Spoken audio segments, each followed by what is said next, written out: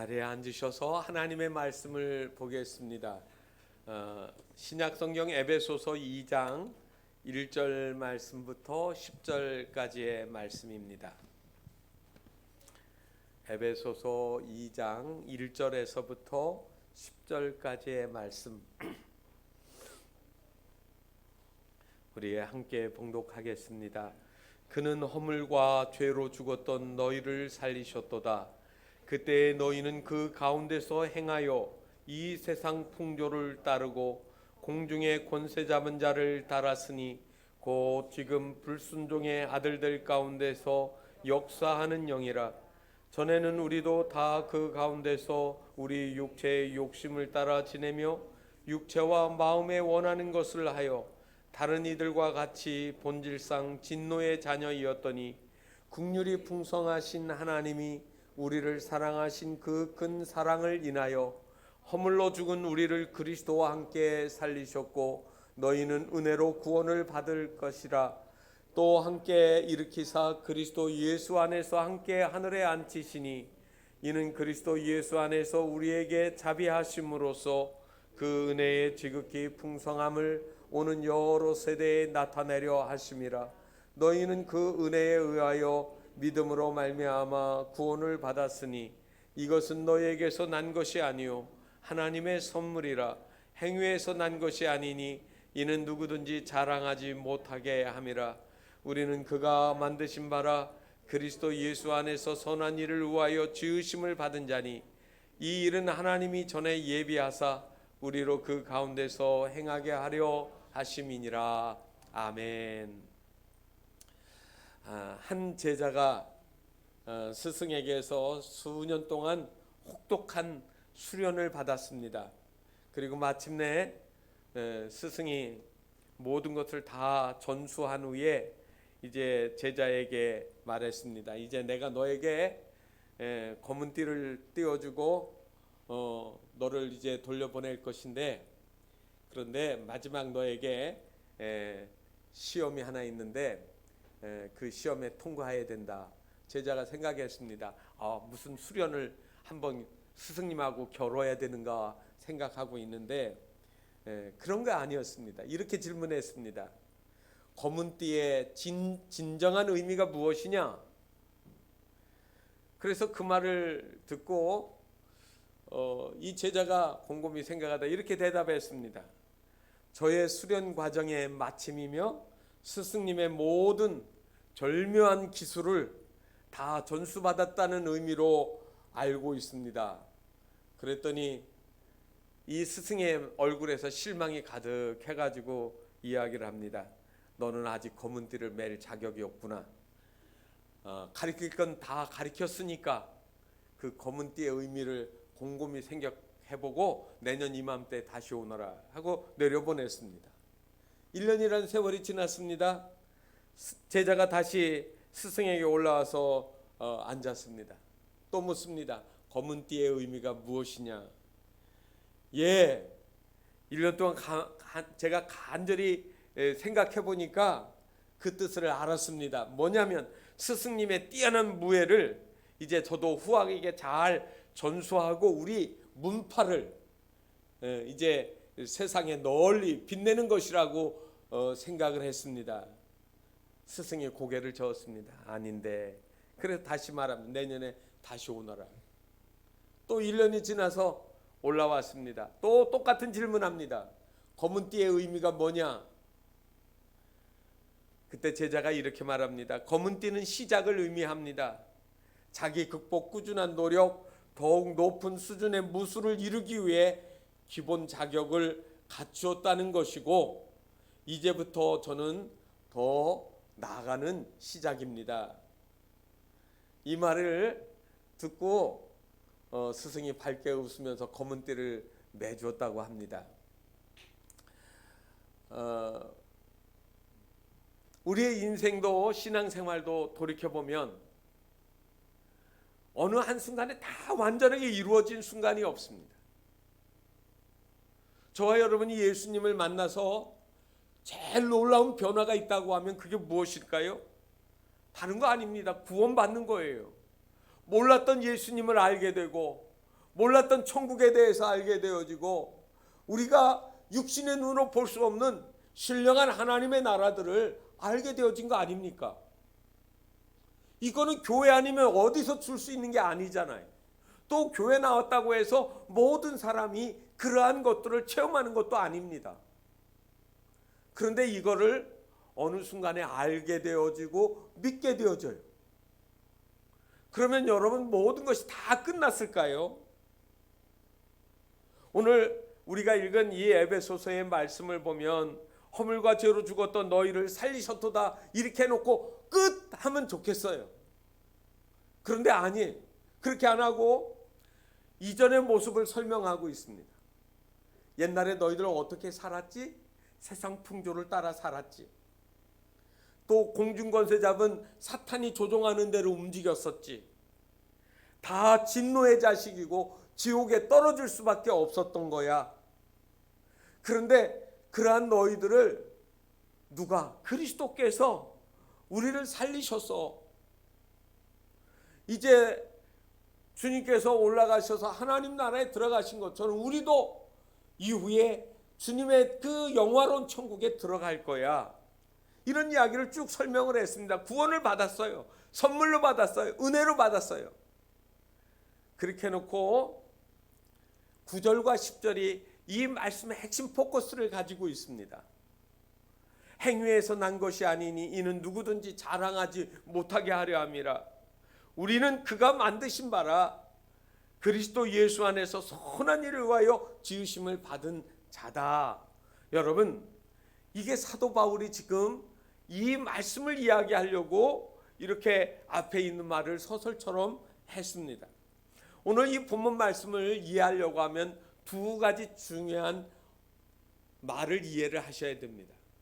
하나는 우리는 그가 만드신 바라 그렇게 되어 있습니다. 우리는 그가 만드신 바라. 우리 말로는 그렇게 번역을 했는데 영어 성경에 보니까 We are God's workmanship. workmanship. 그래서 그 workmanship이라는 이 말을 가지고 하면 명품을 만들었다는 거예요. 최고의 걸작품을 만들었다는 거예요. 어떻게 해요? 예수 그리스도를 통하여서 우리가 하나님이 이전에 아담과 하와를 창조할 때의 그 모습이 아닌 예수 그리스도의 삶을 그리고 그 형상을 그 마음속에 품고 살아가는 명품이 만들어져 있다라는 이야기를 지금 사도 바울이 에베소 교회 성도들에게 하고 있습니다. 바이올린 중에 제일 명품을 얘기하면 지금도 전설처럼 여전히 똑같이 이야기하는 거 있습니다. 그건 뭐냐면 안토니오 스트라디바리가 만든 바로 그 명품 바이올린을 이야기합니다. 그런데 이 사람은 17세기 이탈리아 사람들이에요. 세계 그 어느 나라에도 그게 다 있는데 바이올린이 있는데 왜 하필이면 그가 만든 거 그것도 17세기에 만드는 그 옛날 거가 오늘 그렇게 현대과학으로 만든 것보다 더 좋은 이유가 뭘까? 그래서 그 바이올린을 가지고 연구하는데 소리가 확실히 다르다는 거예요. 그래서 오늘날 전자기기에다가 놓고 그 울림, 소리의 그 조합 이런 걸 보면 그 어떤 다른 바이올린에서 만들어내는 소리가 지금도 그 바이올린 스트라디바리가 만든 그 바이올린보다 나은 소리를 내는 게 없다는 거예요. 그런데 그게 많지가 않아요. 번호가 매겨져 있어요. 1, 2, 3, 4, 5, 6, 7, 8 뭐 이런 식으로. 그 값은 천문학적이에요. 그러면서 연구한 사람들이 결론을 내린 건 딱 한 가지예요. 이탈리아가 이 17세기에 그 어느 때보다도 혹독하게 추운 그런 날씨가 있었답니다. 올해 여름에 그 북극 최고 마을 시베리아 제일 북단에 있는 마을이 한여름에 온도가 40도에 육박을 했댔잖아요. 그런 것처럼 돌연변이 기후가 생긴 거예요. 그래서 날씨가 막 영하 40도 이하로 내려가는 그 혹한을 경험을 하면서 수많은 사람이 아사자가 생겨나고 또 얼어 죽고 동사하는 그러한 시기가 있었는데, 그때 자라났던 나무들을 그거를 잘라가지고 악기를 만든 거예요. 제일 추울 때 그 추위를 꽁꽁 얼어 죽는 그 고통을 경험한 그 나무들에게서 나는 소리. 여러분, 그런 걸 가지고 명품이라고 하는 거거든요. 죽음을 경험하는 거예요. 그런데 여러분, 우리 인생에서 예수 그리스도가 나를 위해 십자가에서 죽으심을 경험하고 그것이 감동이 되고 감격이 되어진 사람, 그 사람이 뭐예요? 명품인 거예요. 그냥 교회 왔다 갔다 하는 게 아니라, 하나님이 나를 위해서 내려오셔서 나를 위해 죽으셨어라고 하는 이 감격이 있어야 되는 것이죠. 그래서 이 만들었다라고 하는 이 말을 우리는 포에마라고 하는 헬라어를 사용하는데, 이건 일반적인 공예 작품을 이야기하는 게 아니에요. 어떤 장인의 정교한 솜씨로 최고의 물건을 만들어내는 그 모습을 그렇게 설명을 하는 겁니다. 우리는 하나님의 작품입니다. 저와 여러분들은 나는 지금 이 세상에서 사는 동안 나는 좋은 집안에, 그리고 아주 훌륭한 그런 재벌의 집안에서 모든 것을 누릴 수 있는, 또 어느 왕실에서 태어난 존재도 아니고 나는 그런 값진 존재가 아니야 라고 생각하는 그런 절망에서가 아니라, 세상에 그 어느 왕이 줄 수 없는 최고의 결작품이라고 하는 그런 영적인 자부심을 가지셔야 됩니다. 왜냐하면 우리는 다 하나님께로 왔고 하나님께로 다시 돌아갈 거예요. 그날에 우리는 하나님의 보좌 우편에, 오늘 성경에 보면 그 하늘에 앉히신다라고 하는 말을 여기 6절에 기록하시잖아요. 함께 하늘에 앉히시니, 그리스도 예수 안에서 주님 안에 있는 사람들이 천국에 들어가서 주님의 보좌 옆에 우리가 같이 있게 되어질 귀하고 귀한 존재라는 말입니다. 또 두 번째는, 이렇게 만들어 놓은 사람들이 그 주님 앞에 가기 전까지 어떻게 살아가야 되느냐. 여러분 10절 보십시오. 만들어 놓고 뭐라고 했어요? 무엇을 위하여 지으셨는지를 그리스도 예수 안에서 선한 일을 위하여 그랬습니다. 이 선한 일, 이 선하다라는 말은 헬라어에서 두 개가 단어가 있습니다. 오늘 본문에서 쓰여진 것은 아가도스라고 하는 단어예요. 그리고 또 다른 하나가 있는데, 그거는 뭐냐면 칼로스라고 하는 거예요. 여러분 쌀 중에 보면 칼로스라는 쌀이 있더라고요. 그 칼로스가 헬라어예요. 그 칼로스라고 하는 말의 뜻은 영어로 굿, 훌륭하다, 선하다, 좋다라고 하는 그런 의미를 가지고 있습니다. 그런데 이 두 단어의 차이가 있어요. 영어로 번역하고 우리말로 번역하면 선하다, 좋다, 훌륭하다 그런 뜻이 담겨져 있어요. 똑같이. 그런데 쓰는 용법이 달라요. 칼로스라고 하는 그 말은 그 요한복음 10장 11절하고 14절에 나는 선한 목자라 할 때 그 말이 칼로스라는 헬라어를 썼어요. 이 칼로스라고 하는 말의 뜻은 본질적인 선을 말합니다. 성품을 말해요.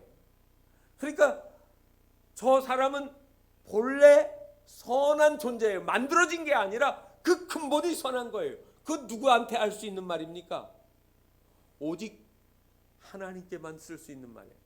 그 우리가 찬양 부를 때 좋으신 하나님, 좋으신 하나님 그렇게 해놓고 영어 가사가 뭔지 아시죠? God is so good, God is so good 그렇게 얘기해요. 하나님은 선하신 분이야. 좋으신 하나님이야. 이게 칼로스예요. 그러니까 여러분, 이 세상에 하나님처럼 선한 사람이 여러분 우리에게는 없는 거예요. 우리는 그렇게 지어진 선한 존재가 아니에요. 하나님이 요구하신 것처럼 우리가 그렇게 살지 않는 거예요. 그런데 오늘 본문 말씀에 쓰여진 게 뭐냐면 아가도스라는 말입니다. 이 아가도스라고 하는 말은 행실적인 측면을 말해요. 도덕적인 규범을 말하는 거예요. 이 사람이 예수 그리스도를 만나고 나서 그 다음에 어떻게 살아가느냐면 선하게 살아가는, 착하게 살아가는 거예요. 영향력을 미치는 사람, 그게 아가도스예요. 그래서 오늘 여기에 보면 그리스도 예수 안에서 예수님 때문에 너희가 선한 일을 하는 사람, 행실에 있어서 변화되어진 아름다운 모습을 가지고 있는 그러한 삶을 살아간다는 겁니다. 여러분, 우리에게 있어서 이 하나님이 주시는 이 영적인 의무, 삶의 그러한 중요한 것들을 오늘 우리에게 성경이 요구하고 있는 거예요. 너희가 예수 믿어서 구원받고 하나님의 사람으로 인침을 받았느냐? 그러면 너희 어떻게 살아가야 되느냐? 이 말씀을 읽으면서 여러분, 선한 일을 위해서 우리가 지음 받았다고 했는데 그 다음에 이야기를 구체적으로 안 하셨어요. 선한 일이 뭘까? 선한 일이 뭘까? 그런데 이 앞에 있는 말씀에 그것이 이렇게 나타나 있기도 합니다. 그게 뭐냐면, 첫째는 우리를 통하여서 하나님이 얼마나 아름답게 만들었는지 이 하나님을 보여주는 샘플이에요. 여러분, 우리가 아파트를 짓기 전에 제일 먼저 뭐에서 만들어 놓고 모집하던가요? 모델하우스예요. 당신들이 우리가 지은 이 아파트가 이렇게 지어질 건데 이렇게 조감도도 있고 그리고 실내는 이렇게 만들고 하면서 막 설명해 놓고 이 집의 장점을 얘기하고 그 다음에는 계약하라고 막 하잖아요. 여러분, 하나님은 영이시라 우리 눈에 보이지 않습니다. 그런데 하나님은 원하시는 게 있어요. 우리들을 통하여서 하나님을 보여주는 거예요. 그게 하나님의 솜씨예요. 우리의 삶이 믿지 않는 사람들, 아직 그리스도를 잘 모르는 사람들에게 하나님은 이러한 분이시오라고 하는 것을 보여주는 거예요. 그래서 오는 여러 세대에 나타내려 하심이라 2장 7절에 나온 말씀이잖아요. 오는 여러 세대에 하나님이 어떠한 분이신지를 그리스도 예수 안에서 우리를 통하여 나타내시려고 하시는 거예요. 이게 하나님의 목적이십니다. 그런데 문제가 뭡니까? 우리들이죠. 우리 자신이에요. 가만히 보세요. 신앙생활 20년, 30년 어떻게 보면 평생 우리가 하는 경우가 있는데 그러면 우리는 얼마만큼 만들어져 있는가? 뭐 외모 만들어지는 거야? 그건 내 마음대로 못하는 거니까. 그런데 생각하는 거, 말하는 거, 가치 기준 이런 것들은 닮아갈 수 있는 거예요. 부부가 오래 살면 비슷하게 닮아가잖아요. 이 겉모양은 다른데요. 언어 습관, 식사 습관, 이런 감정, 이런 것들을 늘 일생 동안 공유를 하는 거예요. 30년, 40년. 슬플 때 같이 슬퍼해요. 장례식장에 가고 가족에서 자녀들 일들 일어나고 또 기쁜 일이 있으면 그때 막 그냥 너무 기쁜데 같이 기뻐하잖아요. 공동 운명체니까. 그러니까 나중에 보면 경험한 것들이 같아져 가지고 부부가 닮아간다는 얘기를 하는 겁니다. 겉모양은 아닌 것 같아도 어떤 분은 겉모양까지 비슷하게. 그런데 분위기가 비슷해요. 말하는 거 아내 말을 들으면 남편 말 들은 것 같고 남편 말 들으면 아내 말 들은 것 같고 이게 똑같아요. 그래서 여러분, 우리가 그리스도인이라고 하면 내 언어, 내 말, 내 생각, 감정 이런 것들이 세상의 가치 기준, 오늘 여기 성경에 보면 그걸 갖다가 세상 풍조 그렇게 얘기하는데 이 세상 풍조가 아니라는 거예요. 그리스도를 닮은 거예요. 그래서 하나님은 우리를 세상의 빛으로 만드시는 거죠. 마태복음 5장 14절에 너희는 세상의 빛이라 산 위의 동네가 숨기지 못한다. 여러분, 우리가 아무리 숨으려고 해도 저 사람 예수 믿는 사람이야, 저 사람 그리스도인이네, 이게 있어야 되는 것이지요. 세상 속으로 싹 들어가면 내가 그리스도인인 것 드러나지 않아요. 내가 예수 믿는 것처럼 얘기하지도 않아요. 여러분, 그렇게 되어지면 우리는 내 삶을 통하여 그리스도인임을 증거하는 게 아닙니다. 칩 잉글램이라고 하는 분이 쓴 책에 제목이 탈바꿈이라는 책이 있습니다. 그 책의 내용을 읽다가 제가 좀 감동을 받았어요. 이 칩 잉글램이 예수님 믿고 삶이 바뀌기 시작했어요. 그러니까 그 아들이 변하는 것을 보고 아버지가 너무 놀라서 너는 왜 갑자기 그렇게 변했지? 라고 질문을 합니다. 너에게 무슨 일이 있었니? 어떻게 그렇게 달라졌니? 그랬더니 이 잉글램 칩이 아버지에게 얘기합니다. 저는요, 이번에 예수님을, 제가 예수 그리스도를 나의 구주로 영접을 했습니다. 제가 이제는 구원을 받았습니다. 친구와 따라간 그 집회에서 제 마음속에 주님이 찾아오셨습니다. 그러면서 이야기를 했습니다. 그랬더니 아버지가 이 아들에게 말합니다. 아들아, 내게 있는 그게 무엇이냐? 그게 무엇이건 내게도 필요한 것 같구나. 내게도 내가 가진 것들을 좀 전해주지 않으련? 그런데 이 아들은 아버지에게 이 복음을 잘 설명할 수가 없었어요. 왜냐하면 이제 믿은 지 얼마 안 됐으니까 말이죠. 그러다가 이렇게 말했습니다. 제가 그 집회를 마치고 그리고 나서 제가 계속 한 것이 하나 있어요. 성경 말씀을 읽으면서 저는 그냥 읽은 게 아니라 이 말씀대로 정말 살아야겠다라고 하는 마음을 하나님이 제게 주셔서 이 성경을 읽었고 말씀대로 살려고 했습니다.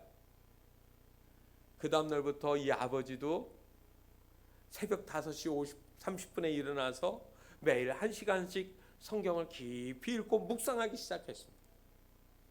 그 아버지도 그리고 예수님을 믿게 되었고 그리고 영접을 했고 그 아버지도 변화가 되어지는 역사가 일어났다는 거예요. 그래서 슬픈 가정, 문제 있는 가정, 복잡한 가정이 행복해지고 달라지는 거예요. 예수를 믿었는데 내 가정이 행복하지 않다. 그러면 내가 변화하지 않았기 때문에 다른 어떤 변화된 것들을 가족에게도 심어줄 수 없었던 것이고 가정이 안 변한다는 거 아니겠습니까? 우리가 변화되는 만큼 여러분 세상도 변화해야 됩니다. 우리가 변화해야 하나님을 기쁘시게 하고 그리고 그리스도를 세상 속에 증거하는 삶이 되어집니다. 그러면 이 변화를 통해서 무엇이 나타납니까? 두 번째로 오늘 하나님이 선한 일을 하려고 했던 목적이 나타나는데 그게 한 영혼을 구원하는 겁니다.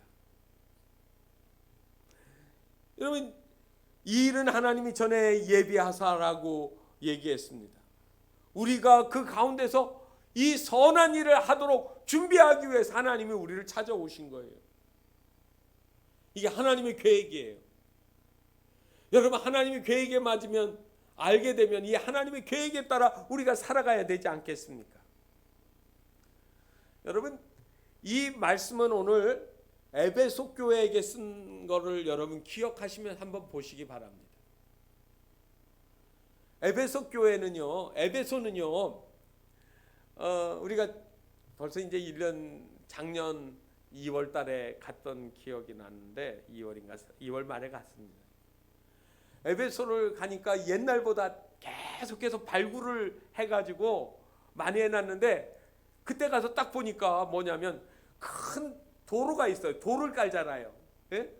그 로마 유적지 가면 도로는 우리는 아스팔트 포장을 하는데 거기는 도를 쫙 평평하게 깔아서 그 마차가 진흙탕 속에 빠지지 않고 잘 달릴 수 있도록 그 도로를 만듭니다.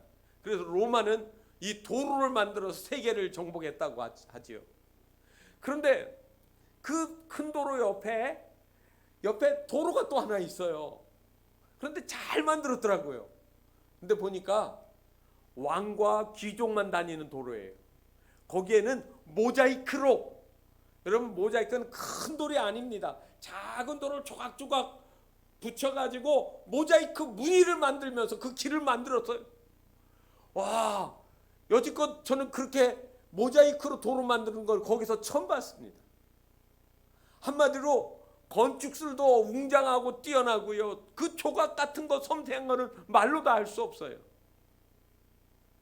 그리고 그 옆에 도서관도 만들고 시장도 만들고, 그리고 극장에는 막 몇만 명이 들어갈 수 있는 그런 웅장한 건물들을 다 지어놨어요.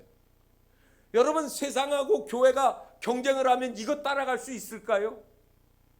여러분들이 집을 지으면 얼마나 잘 지을 수 있을까요? 재벌들 집처럼 크게 만들 수 있습니까? 제가 오래전에 시카고 호변교회에 간 적이 있었는데, 그 교회에 가서 설교를 하고 그 장로님 댁에 갔어요. 제약회사 하시는 장로님이시더라고요. 그런데 집이 출입구가 세 곳이에요. 방이 50 몇 개예요. 그리고 뒤에는 호수가 쫙 붙어 있어요. 그래서 그 장로님에게 여쭸어요. 장로님, 이 큰 집을 왜 샀어요? 식구도 많지 않은데 이 집 유지하려면 얼마나 힘들까요? 그랬더니 웃어가면서 그러시더라고요. 아니면 나라에다 세금으로 다 내야 돼요. 이거 하면은 모기지로 해가지고 다 빼줘요. 그러는 거예요. 이 단순해요. 세상에서 집 사가지고 평생 은행에다 이자 내가면서 그 집 살아가는 거예요. 돈 많은 사람들이죠. 여러분, 우리가 그렇게 살아도, 세상의 집에서 살아도 만족은 없는 거예요. 그런데 그러한 것 가지고 세상하고 교회가 경쟁할 수 없잖아요. 교회는 무엇과 세상을 비교할 수 없게 만들어 놓습니까? 돈 주고 살 수 없는 거, 지식 가지고 경험할 수 없는 거, 그 하나님 나라예요. 그리스도인 마음속에 하나님의 나라가 있는 거예요. 하나님의 은혜가 있는 거예요, 그 안에. 그러니까 여러분, 세상의 왕들이요, 다 가져야 직성이 풀리잖아요. 이것도 가지고 저것도 가지는데, 예수 믿는 사람들이 가진 것을 내가 어떻게 가질 수가 없어. 그러니까 그거에 심술이 나가지고 예수 믿는 사람 핍박하는 거예요. 예수 믿는 사람 막 비방하는 거예요. 너희들처럼 나는 할 수가 없으니까 우리처럼 살으라고, 세상처럼 살라고 그렇게 요구하는 겁니다. 여러분, 우리가 가진 이 보화는, 이 믿음은 정말로 소중하고 세상에 빼앗아갈 수 없는 것들을 우리가 누리면서 가지고 살아가는 거예요. 영화 코바디스라는 영화를 보게 되어지면, 로마 황제 네로가 로마에다가 불을 질렀습니다. 도시를 새롭게 건축하고 싶은데, 그거로 인해 가지고 수많은 사람들이 와 그냥 죽고 화재로 재산 잃고 울부짖고, 그러니까 이 네로가요, 이거를 갑자기 당황을 해가지고 이걸 어떻게 수습할까 하다가 그 모든 것들을 누구한테 뒤집어 씌우냐면 예수 믿는 사람 그리스도인들한테 뒤집어 씌웠습니다. 그래서 이 그리스도인들을 이제 반역의 죄로 처형을 하는데, 감옥에다 가두었다가 그 로마의 시민들을 불러놓고 이 로마를 불사질러서 우리에게 막대한 피해를 일으킨 이 그리스도인들, 예수쟁이들을 죽는 것들을 구경하라고 이야기를 합니다. 수많은 사람이 빽빽하게 원형극장에 들어갔습니다. 그리고 황제가 들어오고, 그리고 문이 열리면서 예수 믿는 사람들이 여인, 어린아이, 그리고 노인 다 할 것 없이 끌려 나옵니다. 로마 군인들이 창으로 칼로 위협하면서 경기장 한가운데 몰아놓고 들어갔습니다. 조금 있다가 굶주린 사자떼들이 우리에서 뛰쳐나와서 그들을 먹게 하려는 거예요. 그때 그 장면이 저에게 말할 수 없이 감동을 줬습니다. 한 어린아이, 조그만 4-5살 된 어린아이가 엄마 무서워. 그랬더니 엄마가 그 아이의 눈을 이렇게 감겨주면서 얘기합니다. 눈을 감아라. 잠깐 오면 밝고 아름다운 곳으로 우리가 들어간단다. 그러니까 그 아이는 그게 무슨 말인지 모르고 엄마가 시켜주는 대로 눈을 감습니다. 그리고 영화 장면에는 싸나운 사자들이 확 사정없이 뜯어 물어 죽이는 그런 장면이 나옵니다. 제가 그래서 예배가 끝날 때 성령을 부르면서 성부, 성자와 성령 영원히 영광 받으소서라는 찬양을 하자고 하는 겁니다. 이 영원히는 누구에게 쓰이는 거예요? 사람에게 쓰는 거 아니에요. 영원이라는 말은 하나님께만 쓸 수 있는 거예요. 내로가 영원하지 않습니까? 세상에 그 어떤 권세자도 다 죽지 않습니까? 어떤 왕이, 어떤 대통령이 아직도 살아있습니까? 저도 여러분들도 영원하지 않기 때문에 가는 거예요. 우리가 소유한 집도, 재물도, 재산도, 자동차도 그 어떤 것도 영원한 것이 없어요. 그래서 우리가 영원하지 않은 것을 가지고 영원한 것에 투자하는 사람이 복된 사람이에요. 너희들은 이 영원한 것, 선한 일들을 위하여서 쓰임받는 자들이다. 천국에 들어가는 일을 만드는 사람이다. 하나님 우리에게 그렇게 말씀하시잖아요. 이 선한 일을 위해서 에베소서의 중요한 핵심은 뭐냐면 교회론이거든요. 이 교회는 서로 연합을 해서 함께 이 하나님의 일들을 해나간다라고 하는 공통의 가치를 가지고 있는 거예요. 그러면 이 교회는 연합해서 한 사람이 할 수 없는 것들을 나누어서 함께 하는 거예요. 그게 뭐예요? 성김이에요. 복음을 전하기 위해서 이 성김은 기꺼이 희생을 수반하는 거예요. 성김은 인간의 본능과는 반대되는 겁니다. 서비스 받고 싶지 서비스하고 싶지 않잖아요. 고급 레스토랑에 들어가면 딱 앉아 있으면 그 자리에 앉아가지고 있는 대로 계속 나와서 서빙을 받으면 기분이 좋잖아요. 그런 멋이 우리에게 있고 싶잖아요. 여러분 그런 서비스 받으세요. 그렇지만 여러분 영혼을 위해서는 우리가 섬기는 자예요. 서비스하는 거예요. 섬김을 받는 것에 익숙해진 우리에게 하나님은 너희가 이제는 섬기는 자가 되어야 된다라고 말씀하시는 겁니다. 이스라엘에 가면 북쪽에 있는 호수가 있습니다. 갈릴리입니다. 그 갈릴리 그 물줄기를 아래로 쭉 흘러내리는 강 이름이 요단강이고 요단강 아래 사해가 있습니다. 그런데 갈릴리도 해수면보다 200m가 낮습니다. 호수가. 그리고 사해는 400m가 낮아요. 그러니까 편차가 200m가 있어가지고 위에서부터 길게 내려와도 이 사해로 다 모여들어요. 그런데 갈릴리에 가면 낚싯배들이 있어요.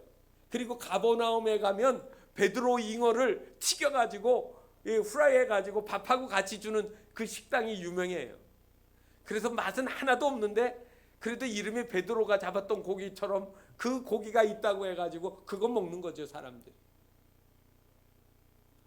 갈릴리에는 물고기가 살아 있습니다. 저 북쪽의 헬몬산으로부터 눈이 녹으면서 계속 흘러들어오는 물줄기가 있어요.